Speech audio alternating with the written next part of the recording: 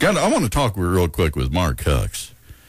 You were a patient. You pull up here this microphone. Pull that microphone real close there so I can hear you good. You're a patient of Dr. Frank Hayward? No, it's my daughter. Your daughter was a patient. yeah. I thought you were. No, it's my daughter. So what was going on with the daughter? Well, she had a car wreck, and it was bad. And matter of fact, I think they told me she died 3 times on the way. Oh, my goodness. But anyway, I met Dr. Hayward up there at Cape. He was her doctor, and I'm going to tell you, you talk about somebody that knows what they're doing. Did she have some back problems as a result of the wreck? What happened? A brain fracture. And You mean a skull fracture? Yeah. And it went all the way from her back of her neck all the way up to the front, and then there was a bone in the back of her where her head sits on her spine. Mm-hmm. Messed that up, broke it, or she could have been paralyzed from the neck down. Anywhere. Yeah. And anyway, when I met Dr. Hayward, he come out and he introduced himself and talked to us and told us exactly what was going on and what he's going to do and how he's going to do it. And I'm going to tell you, that guy, he really impressed me. Of course, you're scared at first when you meet something like that, when you're in something like that. And he told me, he said, me and you are like a 15 on this scale. Mm-hmm. He said when she come in, she was a 3. And then he went... I want to go back to something. You just said you were scared. Oh, yeah. I mean, of course, I could only imagine. And I remember when your daughter was in that wreck, you and I talked. Mm-hmm. You were headed to the hospital one day. And you said Dr. Hayward comes in. Well, first thing it is, you're scared. You don't even know what to ask. That's exactly right. You don't know where to start. Now, when Dr. Hayward came out, how did he treat you? Because he didn't know you from Adam. So how did he treat you when he came out? He treated us like family. That's no kidding. He says, y'all come on and what we're going to do. And he set us down and, excuse me, and explained what has happened to her, the deals that was going on. And then he just went and... did he explain to you? Did he talk to you so you could understand? In common words. Yeah. In common words. And I'm going to kind of get ahead of myself here. Okay. I'm going to talk about him. He'd come check on her every day. As a matter of fact, he had to go somewhere for a while, but they couldn't do nothing to her unless they talked to him. And every time he called me down one day and told me he's going to have to drill a hole in her head, to put this monitor in there and told me about this blood clot she had back here that they couldn't operate on because of her liver and couldn't give her nothing to dissolve it, because of her liver. And he set us in there and told us all about that. And they put this wire in her brain to keep it, see if it...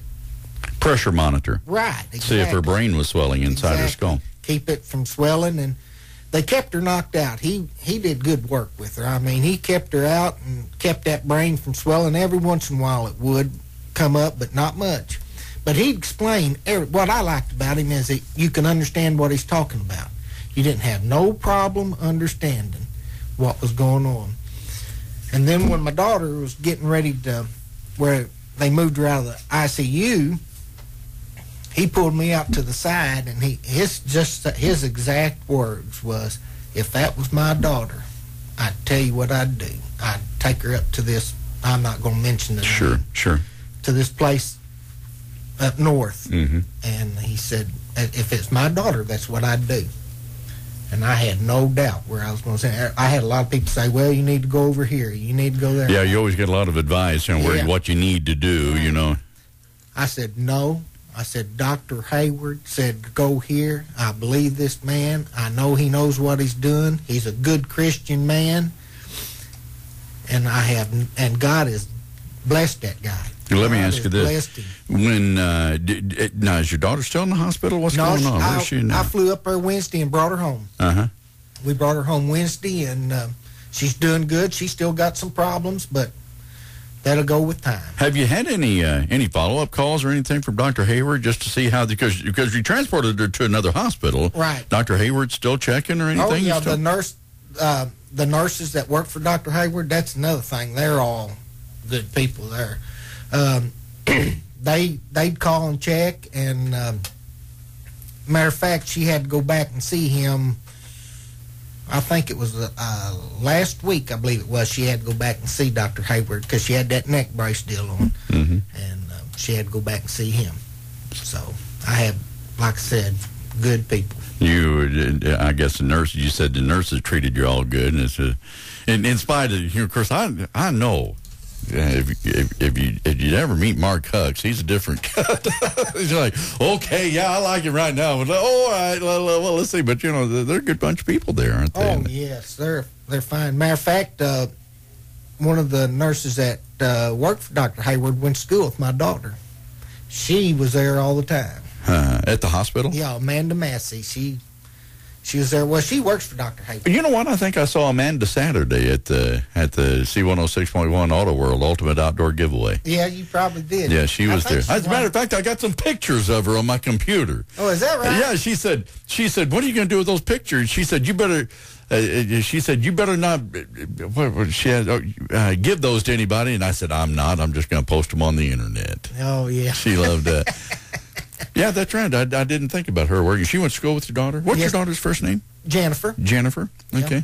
But Dr. Hayward, I was so impressed with that man.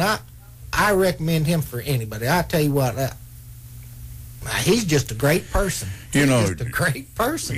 We think about whenever we have medical situations, and I've been in those shoes that you're in right now, Mark. You don't even know what to ask, let alone understand whenever sometimes they start talking over your head and you're thinking, oh my gosh, I don't know whether I should be worried or not.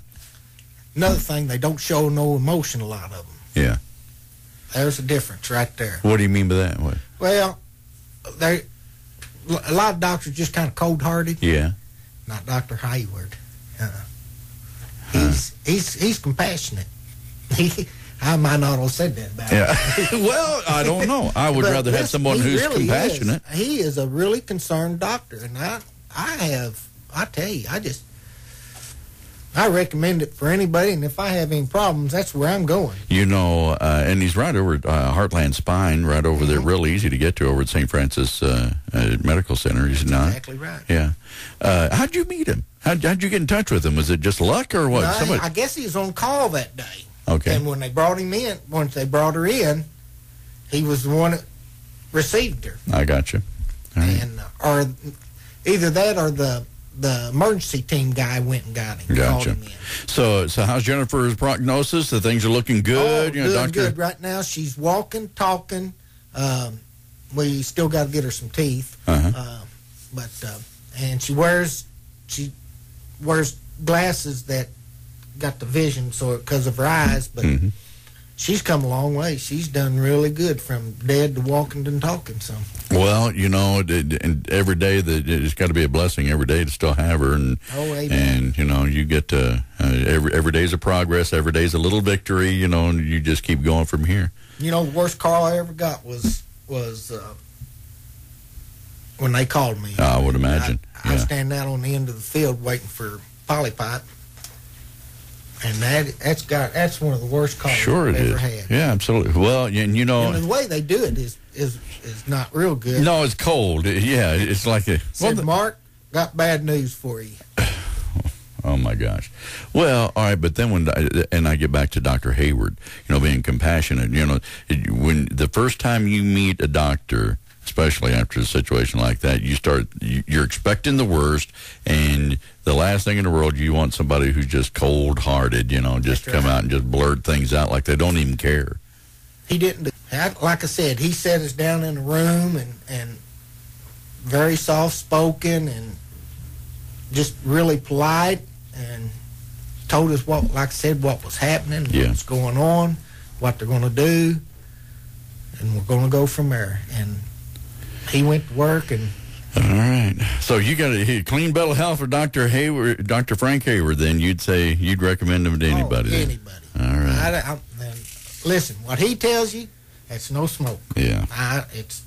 I enjoy having him on the air here, and there's many other things. And of course, I couldn't begin to tell you about all the things that he does, but people have spine injuries, and a lot of times they don't even know it, but they've got symptoms, the pain in their legs and their feet and their